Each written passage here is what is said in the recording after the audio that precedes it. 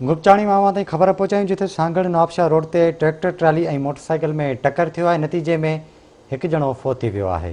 अवांखे update कंदा हलूं। अहम ख़बर आहे त सांगड़ नवाबशाह रोड ते ट्रैक्टर ट्राली ऐं मोटरसाइकिल विच में टक्कर थियो आहे। टक्कर जे नतीजे में हिकु ॼणो फौत थी वियो आहे। फौती जी सुञाणप साजिद मरी तौर थी आहे। अफ़सोसनाक ख़बर ताईं पहुचायूं पिया। गुपचाड़ी मां जिथे सांगड़ नवाबशाह रोड ते ट्रैक्टर ट्राली ऐं मोटरसाइकिल में टक्कर थियो आहे। नतीजे में हिकु ॼणो फोत थी वियो आहे। फोती जी सुञाणप साजिद मरी तौर थी आहे।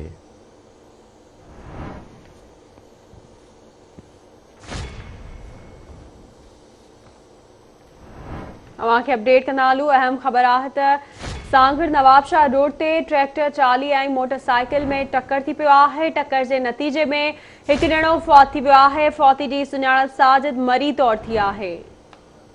इन हवाले सां राब्तो कयो आहे गुपचाणी में आवाज़ टीवी जे रिपोर्टर मसूद ज़ंगेजो सां। जी मसूद, ॿुधाइजो त हादसो कीअं पेश आयो? जी मसूद, ॿुधाइजो त हादसो कीअं पेश आयो?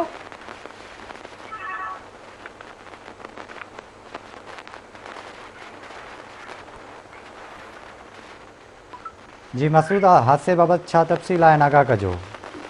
जी बिल्कुल ॿुधाईंदो तव्हांखे त गुपचाणी वेझो सांगड़ Nawabshah main road Aliabad stop आहे।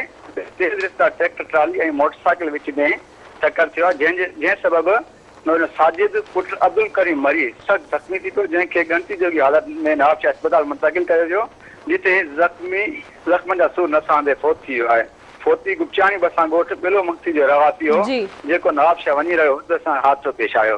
जी ठीक है मसूद, वरी मेहरबानी अवां जी अपडेट करण लाइ।